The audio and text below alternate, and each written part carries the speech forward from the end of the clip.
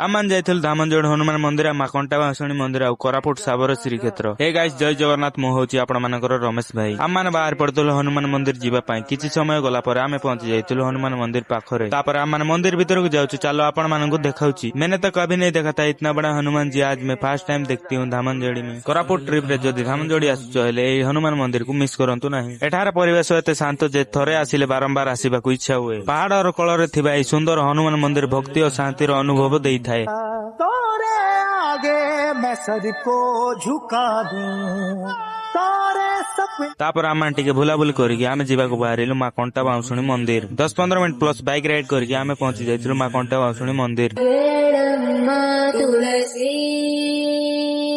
तापर आम मंदिर भीतर जाइकी दर्शन करके बाहर पळे आसिलु। तो एबे आम जाउछु कोरापुट साबर श्रीक्षेत्र। गोटे घंटा प्लस सफर कला पर आमे पहुंची जाइथिलु कोरापुट साबर श्रीक्षेत्र। आमे जाउछु मंदिर भीतरकू। कोरापुटर सौंदर्य सह भक्तिर अनुभव करबाकू हेले साबर श्रीक्षेत्र निश्चय आसंतु। कोरापुट आसिकी साबर श्रीक्षेत्र दर्शन न कले यात्रा अधूरा लागे। तापर आम दर्शन करके टिके बुलाबुली करके आम जीवाकू बाहरी पड़लु घरकू। तो आज पई एतिकी गाइस, बाकी आपण माने गोटे फॉलो करि दियो।